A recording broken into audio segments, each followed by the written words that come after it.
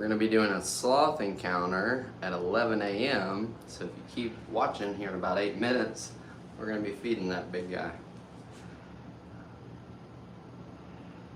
See how he's like reaching? He's like, yo, I'm ready.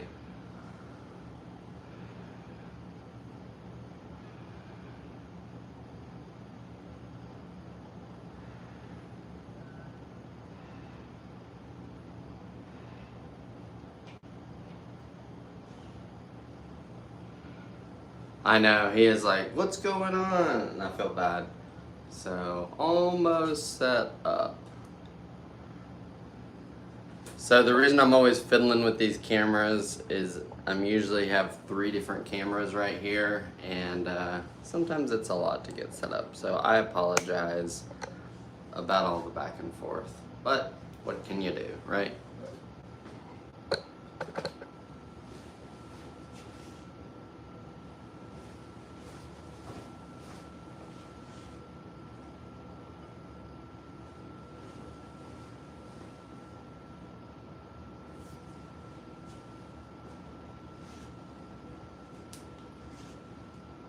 Good morning, everybody. We're live here at Coe Riverside Farm. This is Flash, and he's a 2-fingered or 2-toed Linnaeus sloth. We're live here at Coe Riverside Farm. We're going to be doing a sloth encounter here at 11 a.m. So, if you are wanting to come visit, but you kind of want to see what a sloth encounter is like, keep watching. John's going to be coming in at 11, and we're going to start with a sloth encounter with Flash. So that's going to be great. And then we're going to roll right into the VIP section. And the VIP section is pretty cool because people will actually be holding the sloth. So, if you've ever wanted to hold a sloth, feed a sloth, hang out with a sloth, pet a sloth, you can do that here at Coe Riverside Farm. So, not only do we have 4 sloths, but we also have 3 zebras, 3 camels. I think we have like 10 kangaroos now. We have Scottish Highland cows. And here's a special that we're running. It's really awesome. So if you book a stay in one of the covered wagons, you get a coupon for $100 off your animal encounters, right? So that's an awesome deal. The only exclusions that I think applies for sloth encounters, so for like horseback rides, farm tours, all that good stuff, you're getting $100 off. So it's almost like the covered wagon is free. Pretty cool.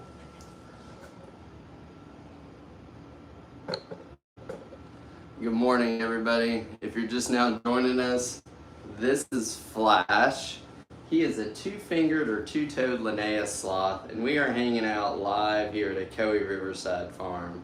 We have over 150 animals, and get this, you can come and feed this guy, and you can pet him. He likes to be petted. So we're going to be doing a sloth encounter starting at 11 a.m. Eastern. So make sure you keep watching or tune back in only in like 4 minutes, because John's going to be down and it's going to be pretty awesome. So keep watching. Good morning, everybody. If you're just now joining us, we're live here at Coe Riverside Farm. This is Flash. He's a 2-fingered or 2-toed Linnaeus sloth. We have 4 more sloths here at Coe Riverside Farm. We have Zoe, we have Dash, and we have Chloe. Flash here, we get to feed them, get to hang out with them, and we get to pet them. So if you've ever wanted to hang out with some really cool sloths, come check us out. Where is everybody watching from? We're here in Benton, Tennessee, halfway between Chattanooga and Knoxville.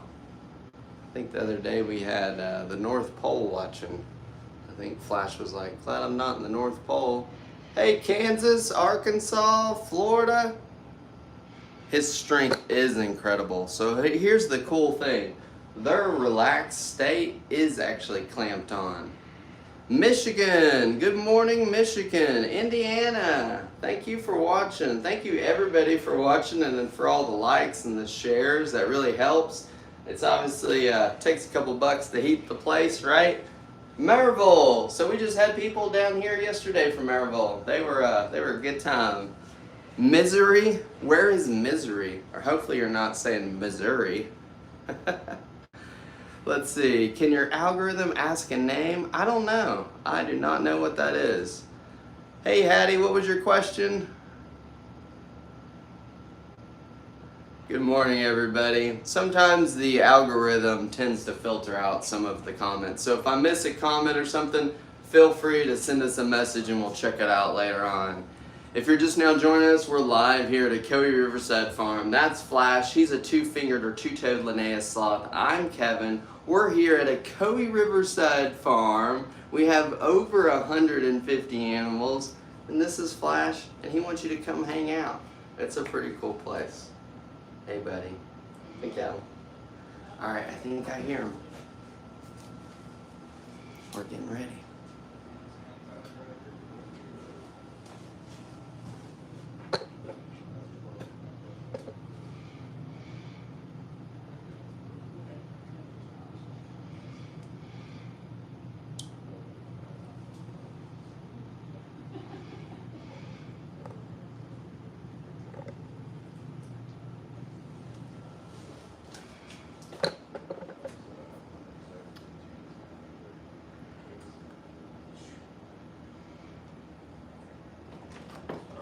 Brandon, parking every parking spot in the place. Oh, yes. Come on in, y'all.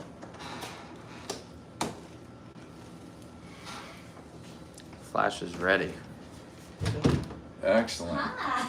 All right, guys, we are here this morning for the sloth encounter with the VIP upgrade option. And today you are going to first see and experience Flash, and then we will be seeing and holding Dash after that. So the sloth here is ready for his breakfast. You're going to give it to him like this. This is green beans and sweet potatoes. You just hold it up and he takes it out of your hand like that. You are welcome to stand approximately this close to the sloth to take pictures. And we're happy to take your pictures for you if you like. If you have any friends watching, we are live on TikTok on the account of Cowie Riverside Farm. Or we're live on Facebook on the account of Cowie Riverside Farm. If you have anybody that want to be watching, you're welcome to give them a quick jingle if you would like, but it doesn't make any difference to me. I watch you guys a lot on there. On TikTok, yeah. Cool.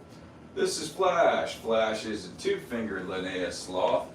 They're alive in the world today. There are two-fingered sloths and three-fingered sloths. The differences between them visibly, the two-fingered sloth has a more like a dog snout and a solid colored face. The three-fingered sloth has a flatter face and they have the mask on their face. And they look like they're permanently smiling. The three-fingered sloth, you're going to see approximately 0 of them in the continental U.S. because three-fingered sloths eat almost exclusively Sarcopia leaves, and Sarcopia trees do not grow in the continental U.S. So if you are feeding a three-fingered sloth, you have the additional cost of flying a private jet back and forth to get Sarcopia leaves. So the other differences between them make more sense if I show you a skeleton picture of a sloth. And this is just a Google search of sloth skeleton. And when you look at them, they're fairly different animals. This is a skeleton of a three-fingered sloth, which is not the one we're looking at. Three-fingered sloth has 9 vertebrae in the cervical spine between the skull and the shoulders. They have 3 vertebrae of a tail. The two-fingered sloth has 5 vertebrae in the cervical spine and no tail. So the 4 missing from the neck and the 3 missing from the tail are all between the hips and shoulders on the two-fingered sloth. You can see the two-fingered sloth has 46 ribs, 23 sets of ribs. Crazy many ribs. The three-fingered sloth does not, because all of his extra vertebrae are in the neck and in the tail. So the three-fingered sloth is a more slightly built animal. The two-fingered is a little more like a truck. The three-fingered is a little more like a sports car. but the three fingers is like a sports car going to be pushed across the Barrett-Jackson stage because it is not ever going to go anywhere quickly. Now all of those ribs, which his ribs come all the way down to here, as you saw in the picture, all of these ribs have connective tissue going all in between the ribs and the organs of the sloth. Now for us, our guts are sitting in our pelvis, upper bounded by our diaphragm.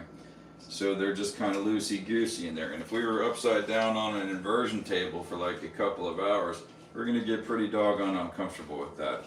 But the sloth, whether he's vertically upside down like this or horizontally upside down like that, or whether he's hanging in a tree like this or laying on his back belly or side, all of that connective tissue is going to keep his organs positioned in orientation exactly where they're supposed to be.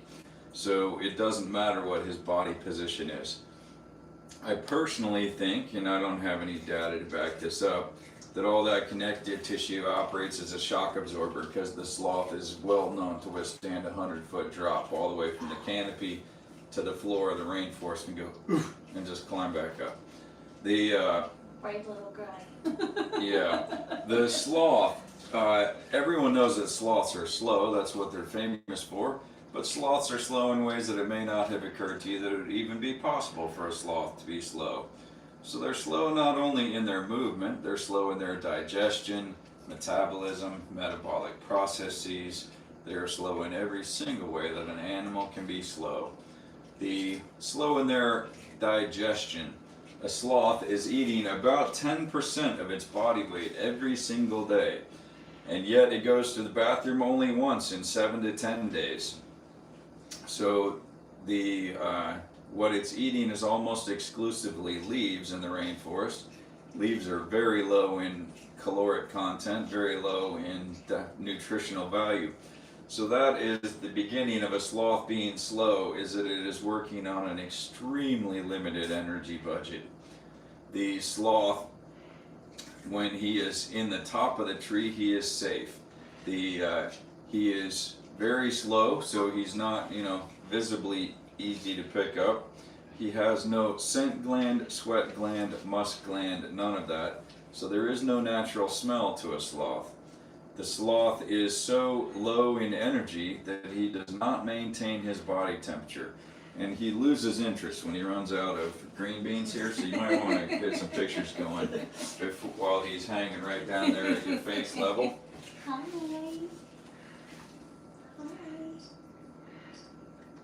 Welcome to stand on both sides and I'll take the picture for you if you like.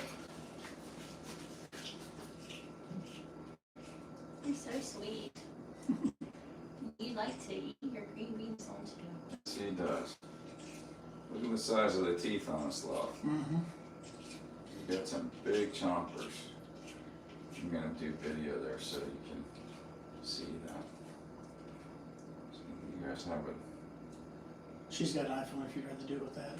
It doesn't matter. It just the camera closed when I was trying to. There we go. Actually, this might be a better camera. I don't know. It is one of the top cameras out there. Is that a Samsung? Yeah. Hey, if you're watching this video later, we're at a Covey Riverside farm. We're here with Flash this morning. Flash is a two-fingered Linnaeus sloth. We're giving him his breakfast right now while he hangs out with us. Just a little short one there. Thank you. So the sloth is so low in energy that he does not maintain his body temperature. The sloth's core body temperature is just whatever the outside air temperature is. So his daytime core body temperature can be in the mid-upper 80s, nighttime low could be as low as the high 60s. So his core body temperature can change by 19 degrees Fahrenheit from day to night. Obviously that wouldn't work for us, but he is technically a warm-blooded animal. The sloth, because its energy budget is so low, only nourishes its babies with milk for about 2 weeks to a month. And most mammals produce, store, deliver milk for their babies. Sloth has no storage. It produces and delivers drop by drop. As the baby eats it, the mom produces it. Has no energy in its budget to produce something that isn't immediately needed. The sloth does stay with its babies for longer than the 2 to 4 weeks, but it's just teaching its baby how to survive in the world. The sloth baby starts eating solid food on day 3 of its life, possibly day 4. They are born hair, teeth, and eyeballs ready to go. The sloth, when it is eating milk from its mother, it stays continually latched on to its mother, just hanging on. Not latched onto the teat like a kangaroo would be, but just hanging on all of the time. After the baby has stopped nursing, the mother is simply teaching it how to survive in its environment. They used to think that sloths lived in one tree or a very small set of trees because of the waste pile. It turns out that the only time that they do live in one tree or a very small set of trees is when a mother is raising a baby. She will stay with the baby for about 3, maybe 4 months in the case of a 2-fingered sloth. But after she's done feeding it with milk, she's just teaching it what to eat, how to eat, where to eat, how to be a sloth. And when the mother weans the sloth in the 3 to 4 month range, she just leaves and never comes back. So when the sloth is in the top of the tree, it is basically safe. A snake literally cannot find a sloth because it has no scent and it has no temperature, which are the ways that a snake finds its prey, is temperature and scent. So if a snake finds a sloth, it's just blind dumb luck. The cat can't get to the sloth because the sloth is hanging up in the tree. The sloth has a structure to its eyes called rod monochromacy, which means they have all rod cells, no cone cells. So if you've ever seen a movie where the military guys have the night vision goggles on and you see out in front of them, they see moving blobs, that's the way that a sloth sees. So he can't see the difference between me and either one of you, but he knows what I sound like and he knows what I smell like. The sloth, though, if anything is coming in the direction of the sloth, that's bad news for a sloth. So his instinct is get to the end of the branch, end of the branch, end of the branch, get to the end of the branch, and then this branch is going to hang down under his weight. And the cat is going to be trying to come along the top of the tree to get to the sloth. When he gets to the end, what's he going to do, right? And should the cat, which a cat large enough to threaten a sloth is going to be at least 40, 50 pounds, the sloth weighs only about 15. So when the cat gets to the end of the branch, if he presses the issue to the point that the whole mess breaks and falls 100 feet to the floor of the rainforest, the sloth will almost certainly survive and the cat will almost certainly not. So the sloth is going to look over at that cat and he's going to say, ha, ha, and back up the tree he goes. And the cat will not be returning to the canopy of the rainforest. The one animal that can get to this sloth in the top of the tree is a harpy eagle. They're big and strong and fast. They hunt by vision, not by smell, not by temperature. They don't need the branch to support them. So obviously, because they fly. So that is the one animal that threatens a sloth in the top of the rainforest. And yet, even though the sloth is basically entirely safe up in the canopy, he comes all the way down the tree, same side of the tree, to go to the bathroom in the exact same place that he always goes. And the reason for that was a matter of some head scratching at the start.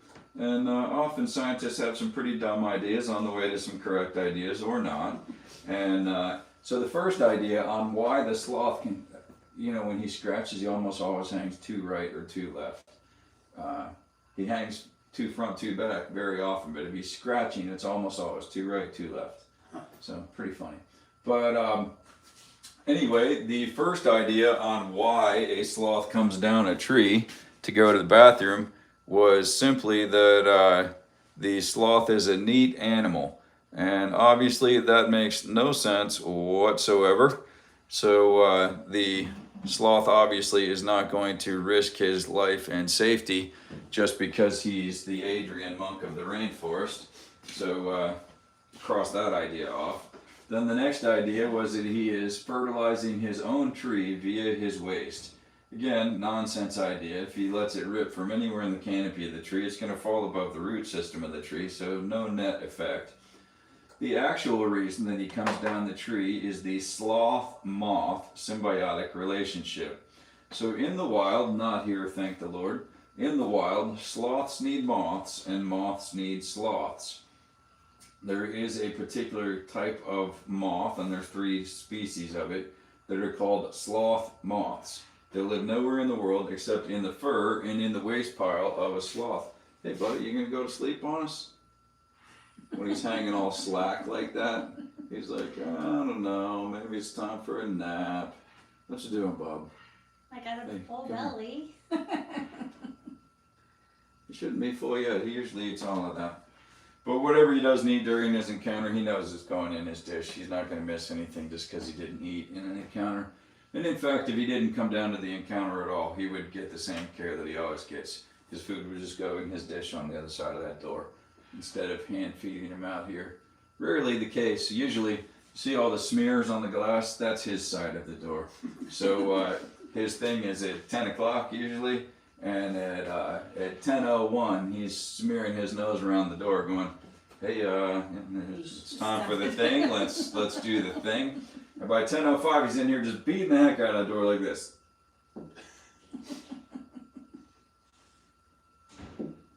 And if a sloth is telling you got to shake a leg, you really got to check yourself. But so anyway, the sloth though.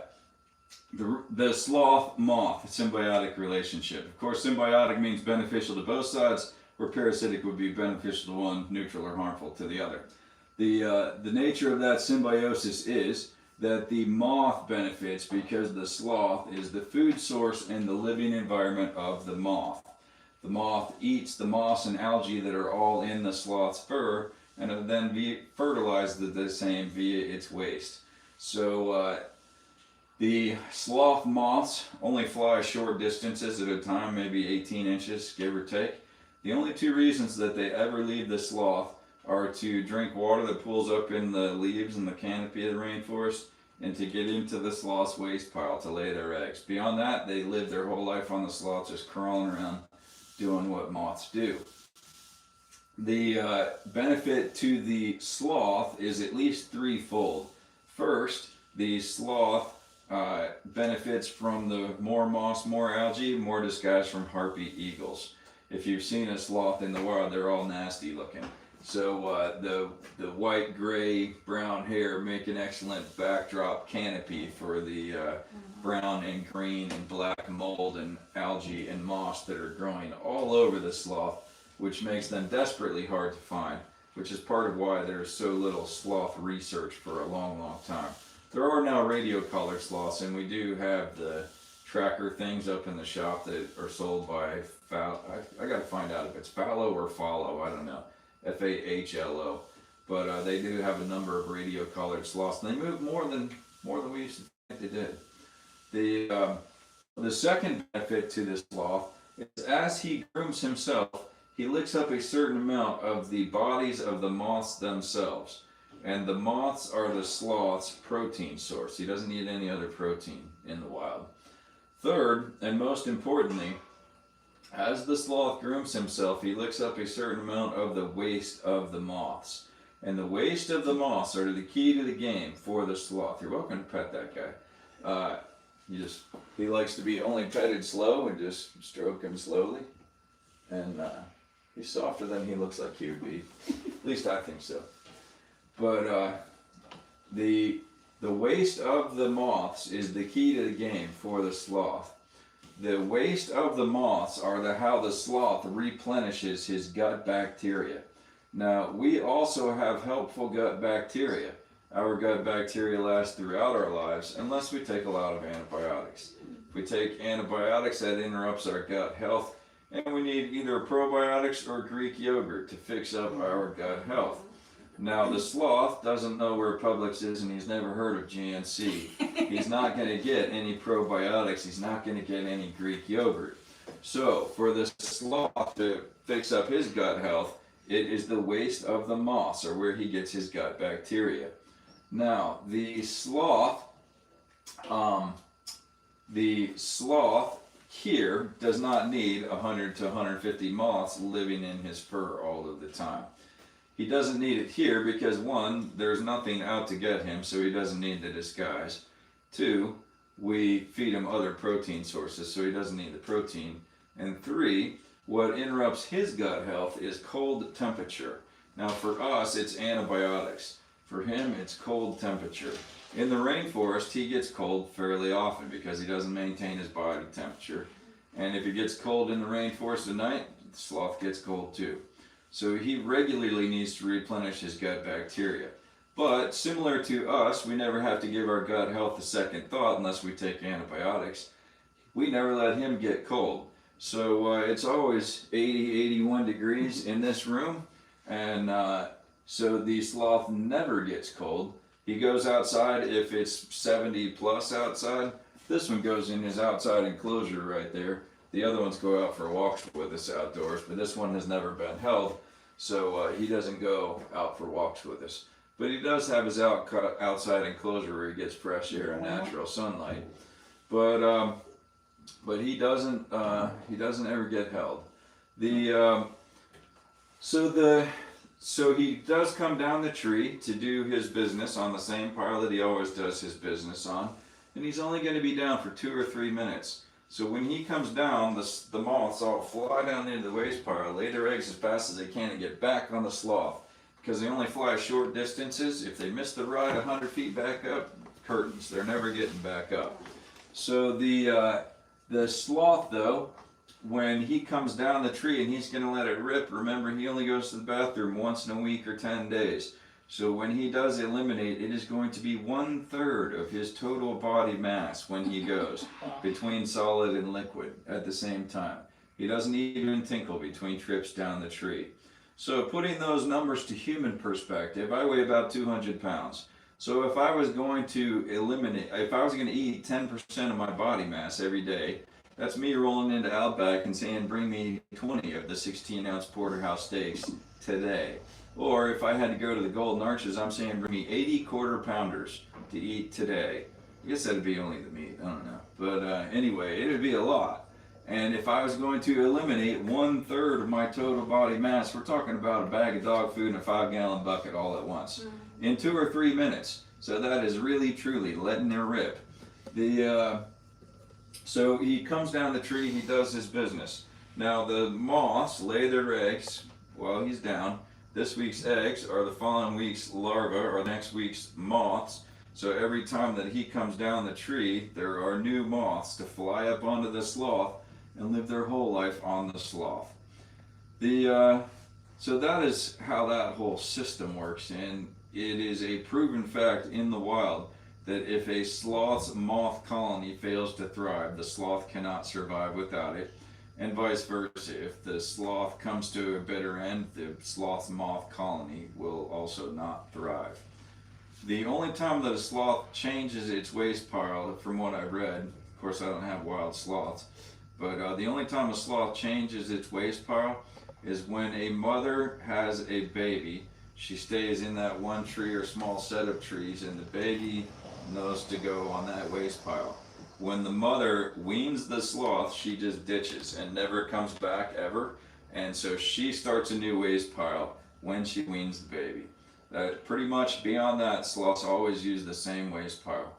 And now that they have radio-collared sloths, it turns out sloths move more than they used to think. In fact, there's one in a banana plantation in Central America somewhere that tortoise just tipped himself over. There is one in a banana plantation in Central America somewhere that, you know, those bananas, they run them around on these tight wire things. And that sloth is using the wire system of the banana plantation for his little freeway system. And that sloth is moving around, from what I read, something like 5 kilometers every night. And that is way, way more than anybody used to think that a sloth ever possibly could move around.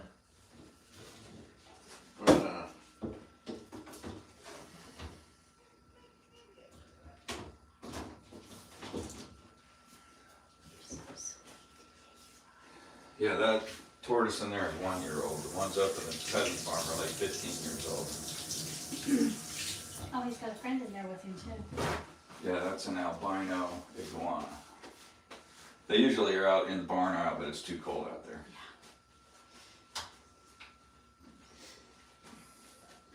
saw, I don't know if you considered the wild, but we were on that banana plantation. Was it in Costa Rica? Costa Rica, I think. Most yeah. likely, yeah. Mm-hmm.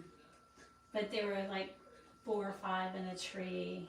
It was so cool just seeing them out there, you know. Yeah, that's a good one to go to. There are other ones that I would recommend no one ever habituate. The reason I have a sloth encounter here is I went to one off of a cruise ship where you see, touch, pet, hold the sloth, and I thought it was wonderful and lovely and a lifetime experience. And I was absolutely horrified a year later when I found out those sloths on average live for 1 month, because they're just so incredibly stressed. And they're wild animals that are thrown into an encounter and they pull all their teeth. And so I wanted there to be an ethical and appropriate place to handle sloths. So ours here, this guy came from a zoo breeder, but all our other ones come from an ambassador's program that he has been breeding sloths. He's a veterinarian. He's been doing it for 37, 38 years now. And his generation 0 animals are animals that were too injured to be returned to the rainforest, like missing limbs and such.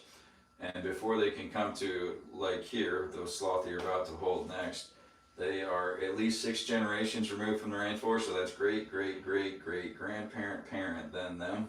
So generationally, they're like, you know, American Revolution for me, generationally. So anyhow, ours, it's the difference between a pet animal and a wild animal. And if you take a pet cat and a feral cat, they are the exact same animal, but one is generationally a pet and one is a wild animal. And the pet animal will sit in your lap and purr while you pet it, and the other one will try to claw your eyeballs out and get away.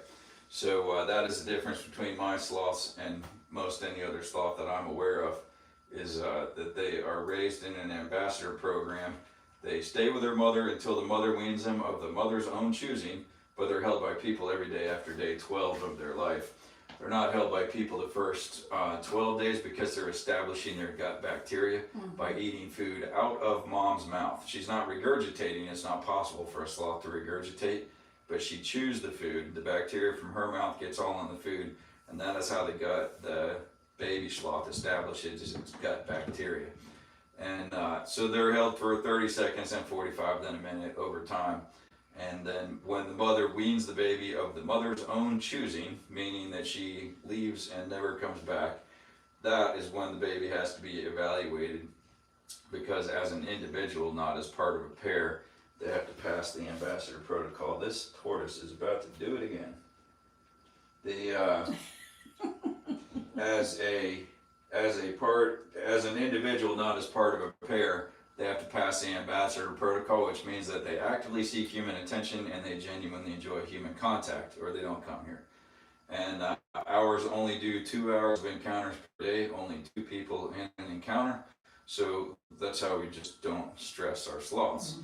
And while, you know, down there in Central America, they're going to live for 1 month, here they'll likely live for around 50 years. And they actually like what they do. They look forward to it.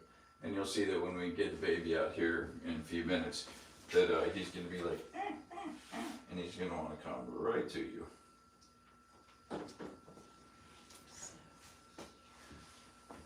He's like, yeah, that's a good This sign. guy was not habituated to being held when he was a baby. So to this day, he never has been. I've been with him basically every day for 4 years now. I am his person. When I open the door and say, hey, Flash, he comes right down to me. But I have never held him, and neither has anyone else. And he will come right down, he combs his hands all through my hair, he rubs his face against my face, he snuggles his face over against my face. But he's never made any move to move on to my body, and it's his choice. So, you know, I wish that he would want to be held, because then he could go out for walks like the other ones do. But, you know, it's his choice, not mine. So, but he's a cool guy. He's like, why? I've got 82 degrees in here. It's beautiful. Why Well, not? He probably doesn't understand about the walks, but it's about the end of the year for walks anyway, because the sloths don't go outside if it's less than 70. Yeah. Too bad yesterday was the last day for that, huh? Probably. I don't know, I'm hoping for nice weather December 13, 14, because that's our first live nativity out here. Oh, that's cool. But we'll see. 13th is my birthday. Oh, yeah? Cool.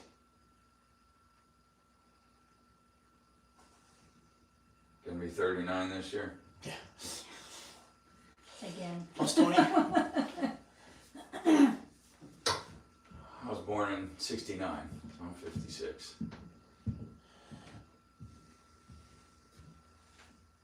Does his nose always stay wet looking like that? Yep, it's like a dog's snout, it's always wet.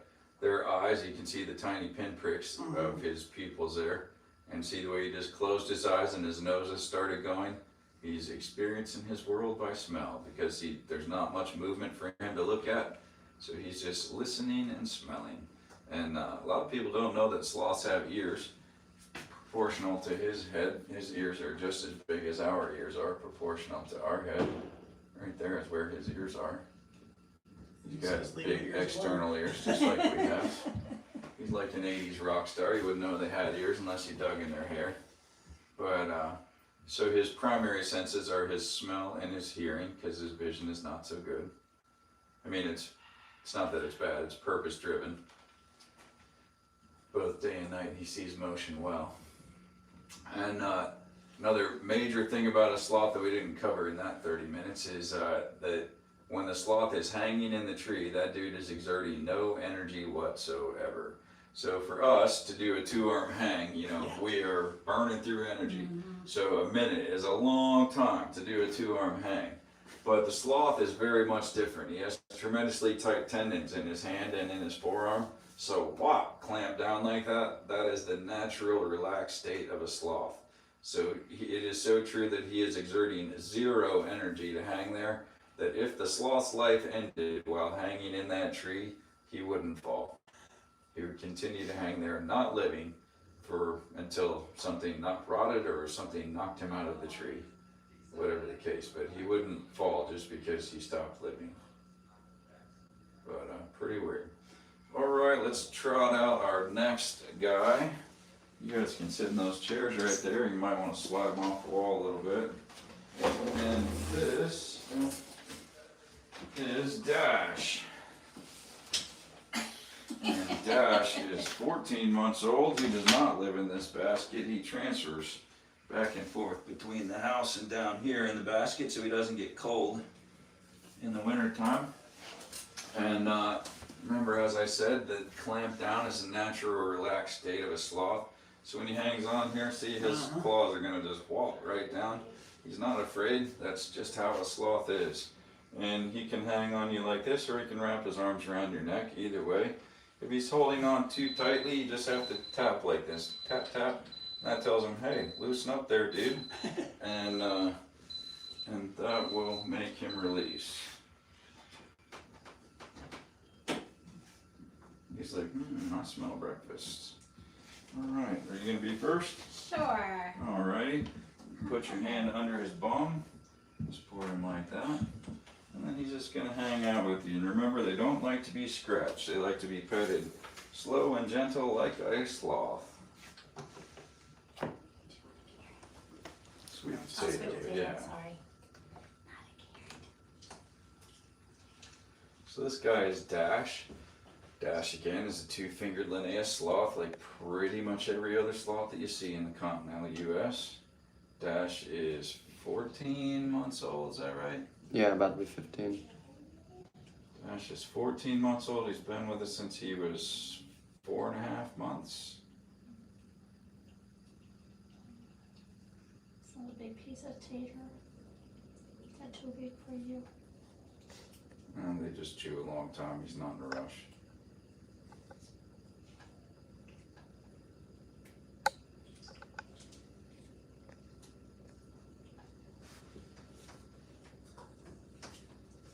Got to mix him up some other food.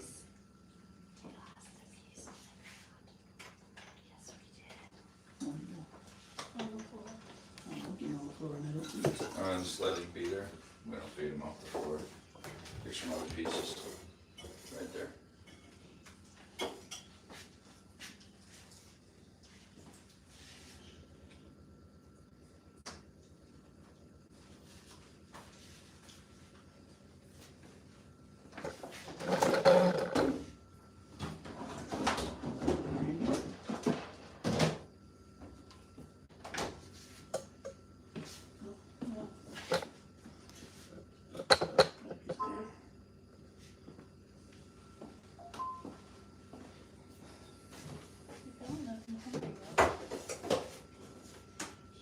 smells the other food, which is what he really wants. We make their food fresh every day.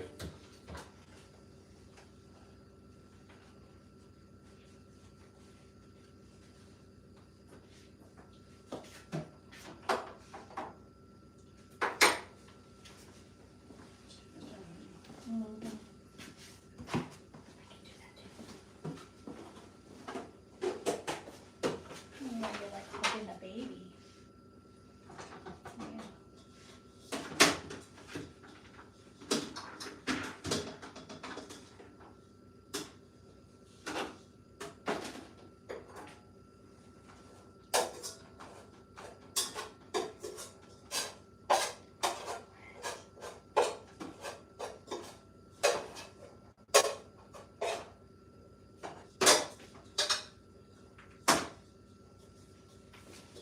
There it goes.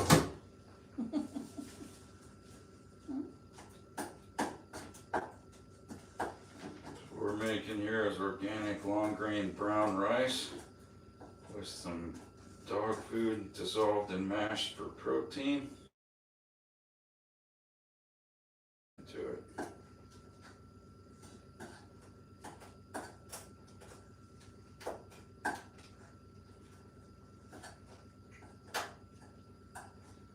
So have you always been from Georgia? We grew up in Ohio, but moved to Georgia, the year after we got married? 88. Yeah, we've lived in Georgia since '88. I lived in Ohio in 82 to 86.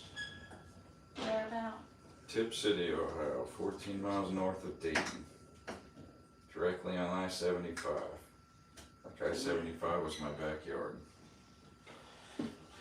We were near 71, about halfway between Cleveland and Columbus. Okay. You know where where the Shawshank prison is? The Mansfield, Ohio State Reformatory in Mansfield? That's Not where we're really. from. That's where they filmed Shawshank. Oh yeah? My I dad, haven't seen it. my dad was a guard there. Really? I understand that's a popular movie, but I don't see much TV.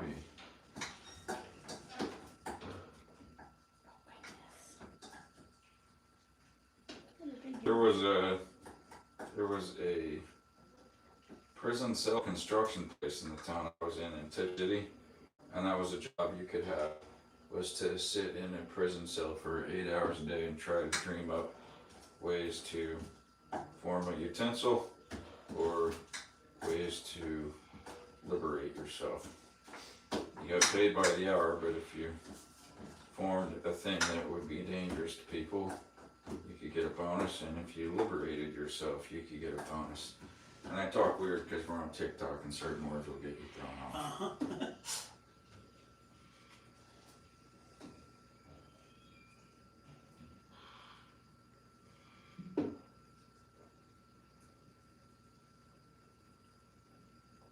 It's just like holding a baby.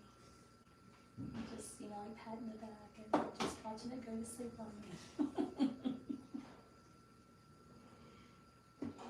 So he again is not going to be going to sleep. He closes his eyes and he focuses in on his better senses, and he'll press his ear right to your chest, listening, and he will snuggle in tight, feeling, and he will sniff with his nose.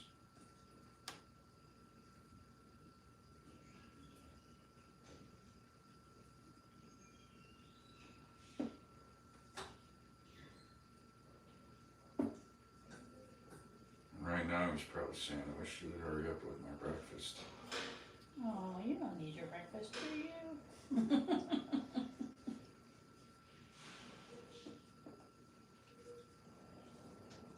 And soak this quite long enough. There's still some hard pieces in it.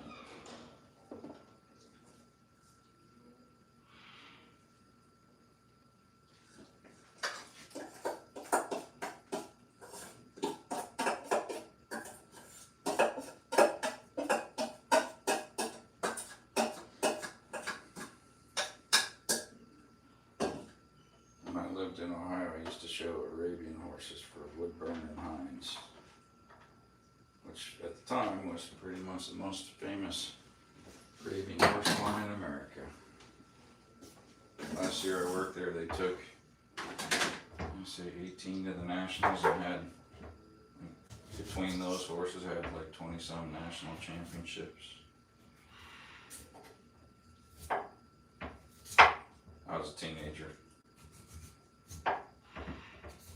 That's kind of cool though.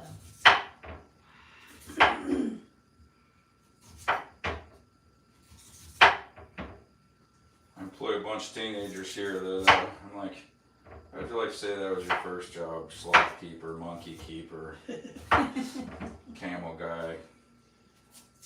Kangaroos, whatever. Yeah.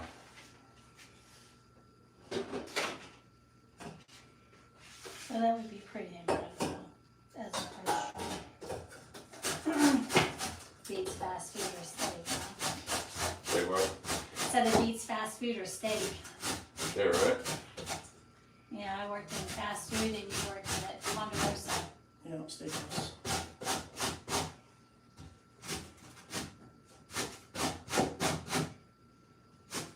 I've never had any, or not many, what anybody else would call normal jobs in my life.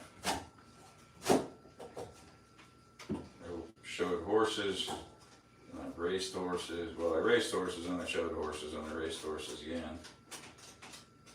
And then did a couple high excitement jobs. And then joined the Navy. I was in the Navy till I retired. And I was a contractor and a builder, and then an apartment landlord. Now I'm an animal guy.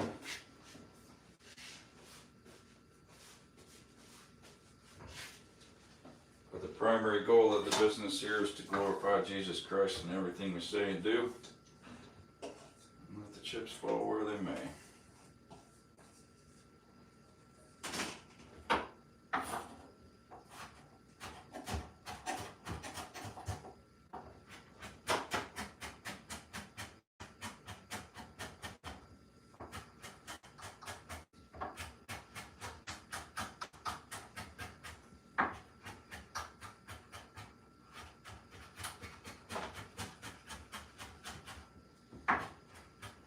Guys got big Thanksgiving plans? No. Just hanging out by ourselves in the camper. Alright. First time in Yeah, this is the forever. first time in who knows how long that we haven't hosted Thanksgiving, so. You know, I started to think that we were not because my son got married on Saturday, one of many sons, and they are going on a cruise over Thanksgiving. And my one daughter lives in Italy, and so obviously she can't make it. And my other daughter is in med school, so I didn't think she was going to be able to make it. And my other daughter's in New Jersey, my other daughter's in Virginia, my Army son is in Kentucky, and my other son is in college. And then just last week, a few of them called and said, "Hey, we're going to be there for Thanksgiving." I'm like, yes. Change of plans. Start cooking. And then you have to go buy all the stuff to do it. I love it. I love it. Yeah, this year we're just gonna do it, have it in our camper and just the two of us. There is a honey baked ham that's close by. You could go and get prepared. Smaller portions So of ham and we just turkey. bought a little turkey breast and There you go. figured we'd have our own little Thanksgiving dinner, just the two of us. That'd be nice too. Alright, this guy would probably enjoy eating some of his breakfast right here. You just hold it and he'll eat out of the dish. Is that what you want? Mm. Oh, yeah.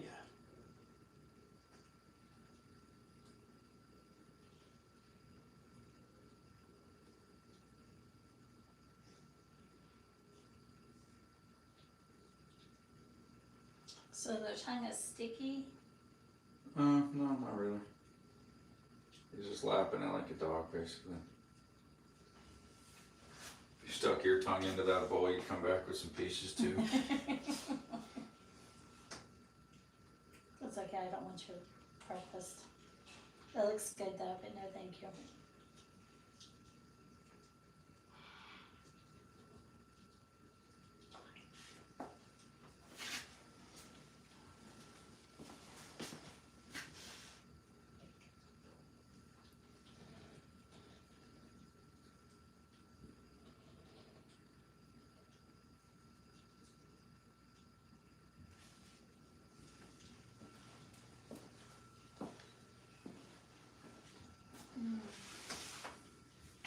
So that guy that you saw first is Flash. He is 7 years old.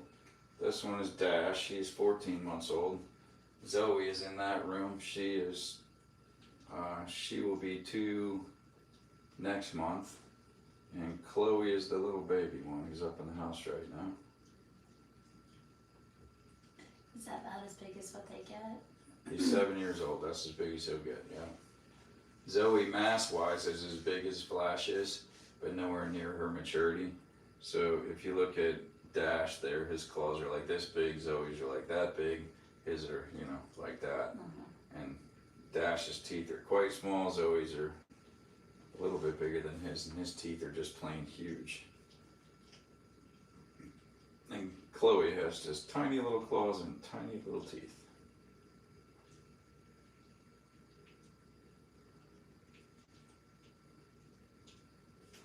I lived in an RV myself at one point, 2009 and 10. I had retired from the Navy, and I have lived in Pennsylvania, Michigan, Ohio, Indiana, Illinois, North and South Carolina, Florida, Alabama, 20-some years in Virginia in the Navy, but I had not in my life ever chosen where I was going to live. So we were riding around the country in a Newmar bus, towing a Jeep, and just exploring the world to see where we would like to settle. And this is where we ended up. It's a nice area. We were saying how beautiful it is when we were driving up. I like it because I'm 10 minutes to absolutely nothing and 10 minutes to anything I want. And I have one red light in my town. If there's already a car there, that's a traffic jam. And if there is a car there, I probably know who's driving it anyway.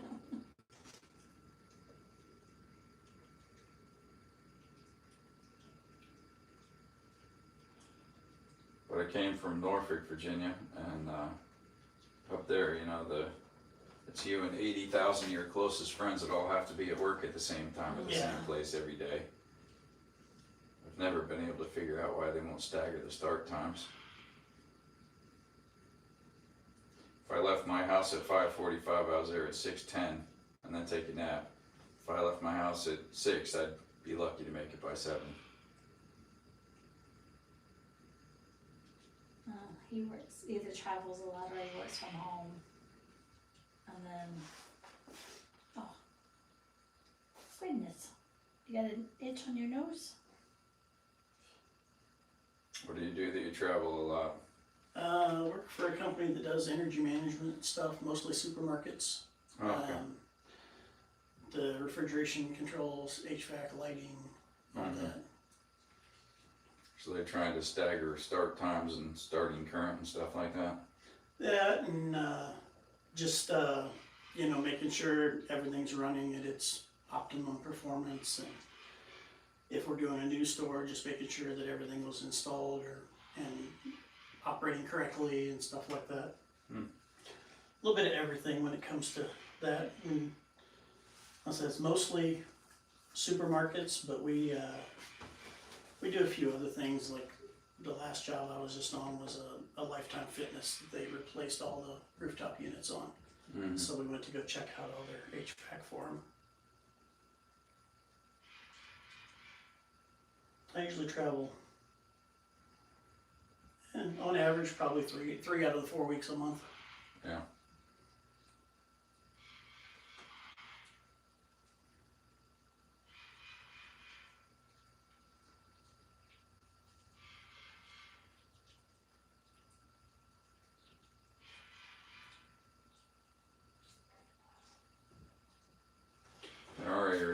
because of TVA, electricity is cheap enough that it's not worth putting solar on.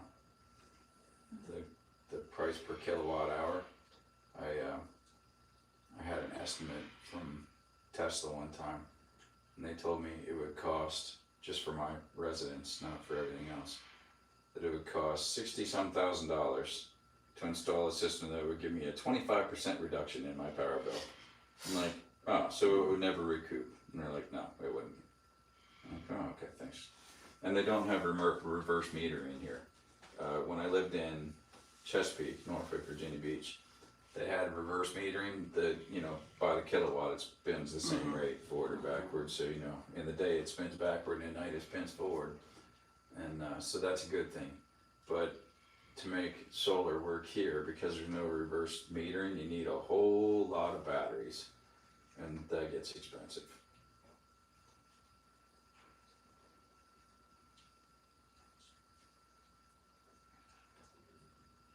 So now see, if this was a wild-caught sloth, there's absolutely no way he would sit like that.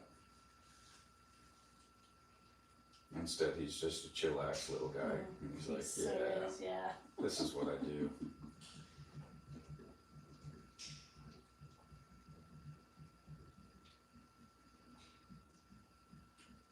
They do it tomorrow. Except for eating.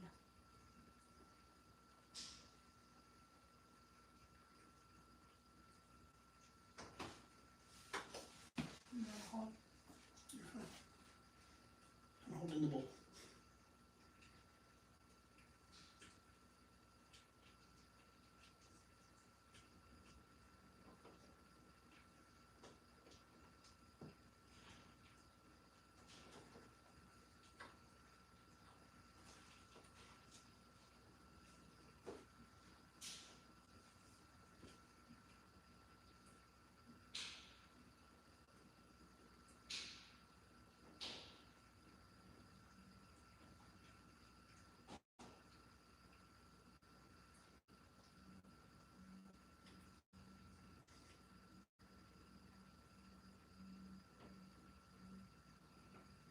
You gotta rest for a minute, let it digest.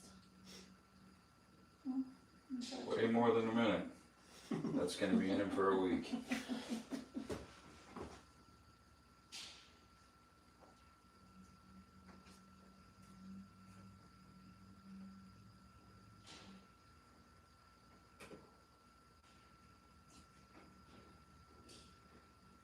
It must be so chill, just like whatever. Just whatever.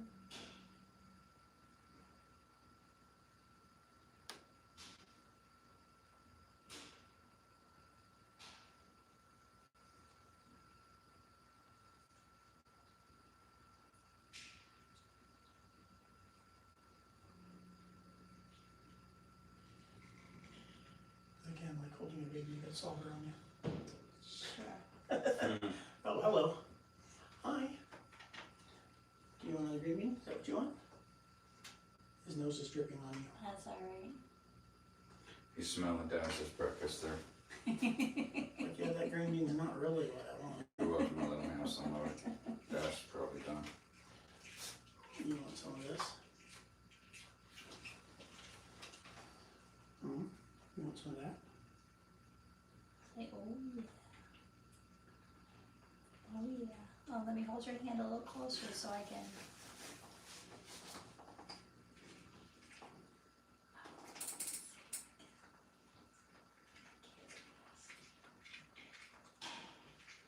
That's not what I wanted to do.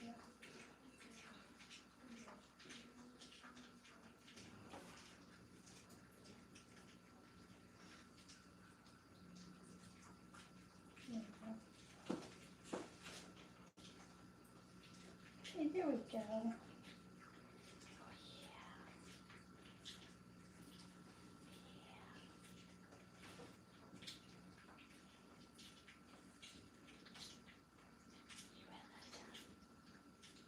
You got a long tongue.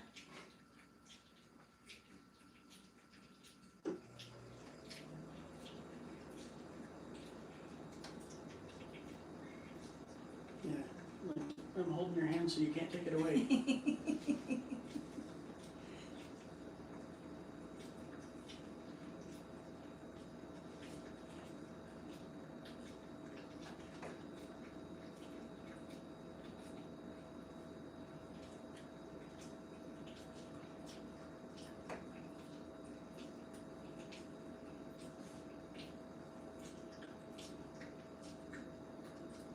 You're a noisy eater.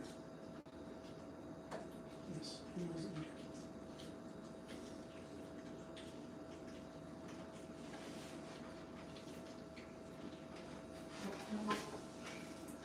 So how long have you had this place going?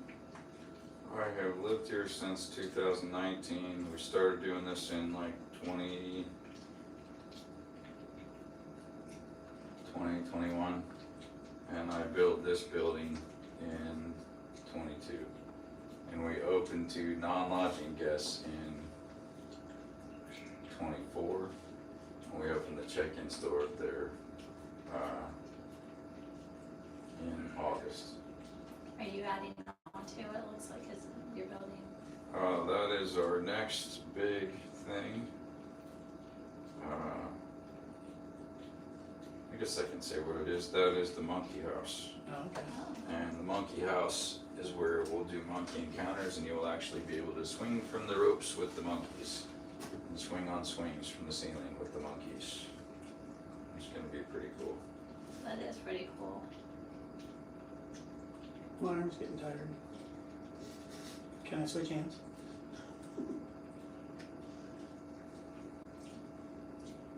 Like as long as you don't take the bowl away.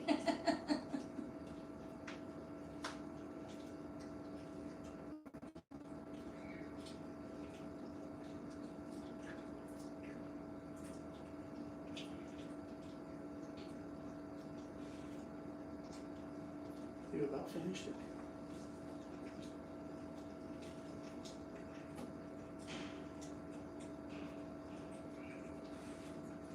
So yes, I'm gonna hold your hand just in case. Just in case. Let's flip around this way and see if we can get any more.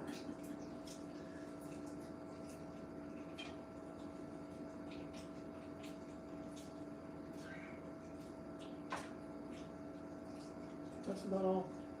That's about all. Yeah.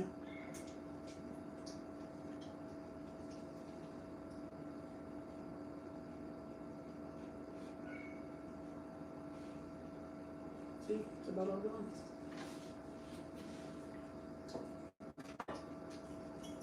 He's like, Anybody read me? No?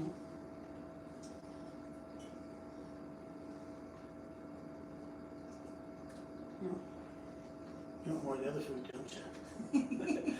You want more of the other food, don't you? You can have some more. This is my hand. I got no more food there.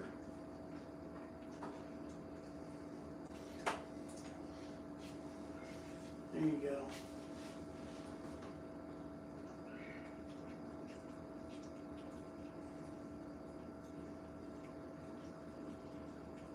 for being so slow, they eat really fairly fast. I mean, faster than what I would Yeah. expect them to. They actually can move quicker than you think too. When he goes from here all the way to the top of that, that's 45 seconds.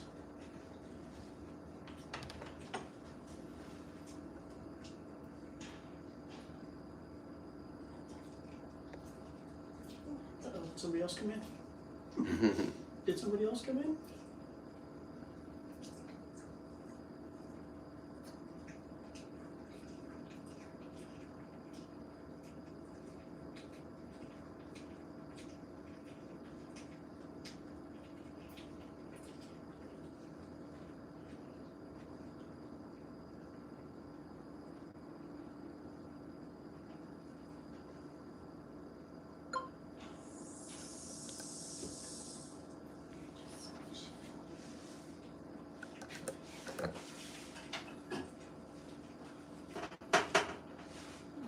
Is he eating your food?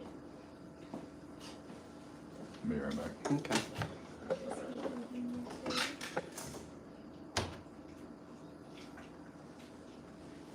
Where y'all from? Just north of Atlanta. Oh, okay. Kennesaw. Yeah. I grew up in Dawsonville. It's on the north end of 400 by Delaware. Mhm. Kennesaw used to be small. Yeah, when we moved there, it was. Yeah. We moved there in '88. Yeah. KSU had, Three well, yeah, 3 buildings, Kennesaw State College. So where I went to school in Dawsonville, in kindergarten, every single grade was in the same building. Like kindergarten through high school. Yeah, my one set of grandkids live in Alabama, and their school is a K-12 school as well. So, and so you have like kindergartners riding to school with high schoolers, and I think when it's that small of town, it kind of works because there's like 3 churches anyway. So when everybody on Sunday, they just straighten them out. You know, it's like when you have thousands of kids, it's like, who do you talk to? Who's your parent? When it's like there's 100 kids, you're like, oh, I know who your dad is. yeah. Does he want a little bit of rice down there? Is he moving around? Dash. Let's give him a little bit. So he's had some, but Yeah. I don't know if he needs some more. He hears that sound. Or he's just jealous that Flash is. Getting attention. And took his food. Mm-hmm. Here you go. Did Flash take your food? Yeah.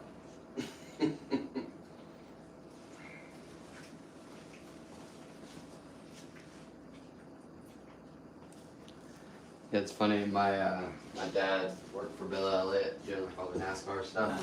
So when we started, there was that one blinking red light there. And then they're like, oh, we got a real red light big time now. I gave Dash a little bit more food. He was moving around.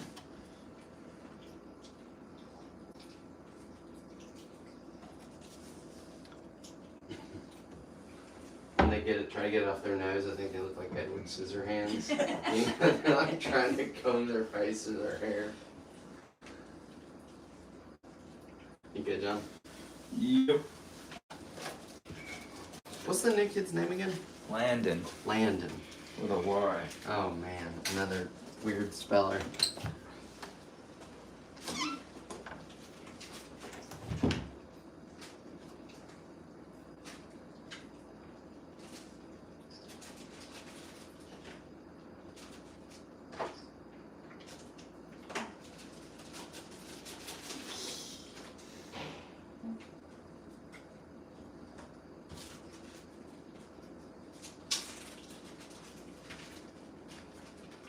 I think somebody's gonna be so jealous when I get home. Yeah.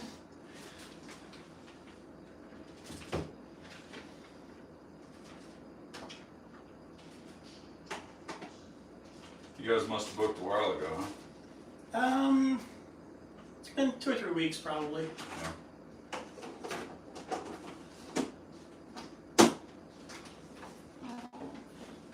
He's got some on his nose. There, it's off your nose. You got me.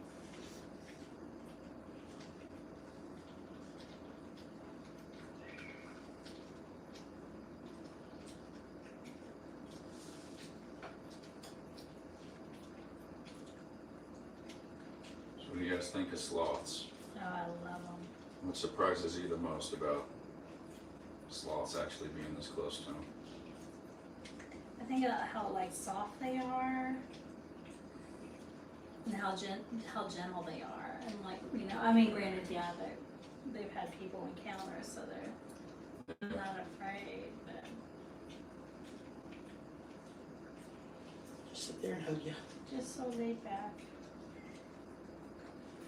Yeah, if a scientist dug up a skeleton of a sloth, they would have a pretty crazy notion of what this animal is, with huge teeth and huge claws and big arms and legs and built to take it. They would almost certainly not come up with a slow, peaceful animal who hides for all his life and eats almost exclusively leaves. Like a panda with their ginormous teeth that eats nothing but bamboo.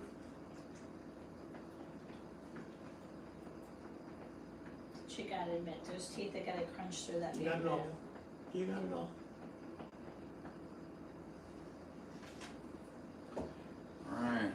put him up, and you guys are gonna get to see the way that a sloth moves when he wants to move. 'Cause it is his nap, the big guy, it's his nap time, and he's gonna wanna head up to bed. And this guy's going back to the house. Getting back up to mom. Alright, so this is the way that a sloth goes when he's ready to go back up.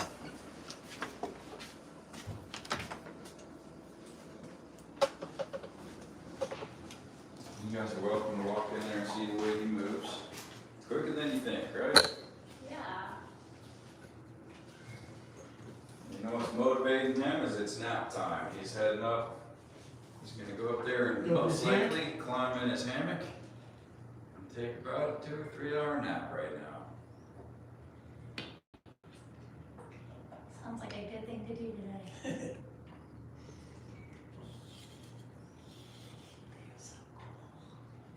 If you're ever staying here, that big picture window up there, that is the sloth suite.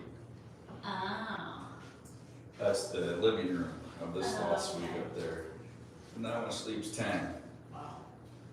3 king suites, 2 bunk rooms. The bunk rooms have hidden Narnia style entrances.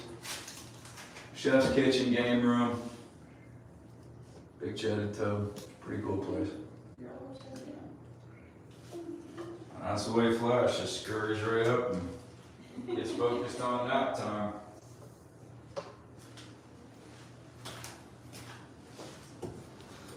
Slide right out.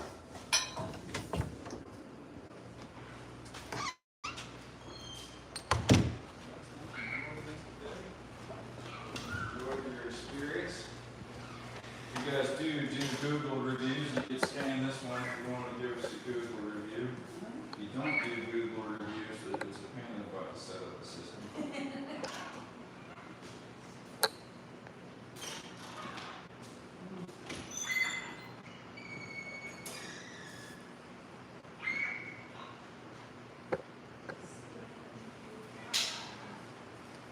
Say what?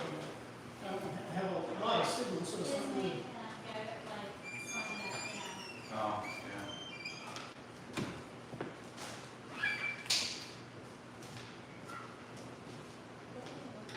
This is nice.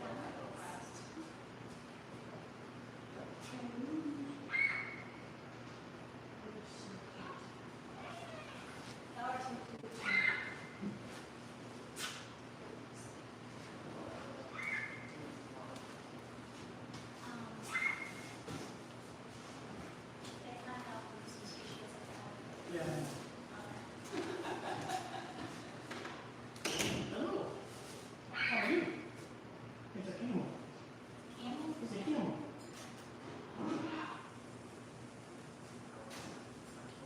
Don't touch it, you won't come. That's Abu. You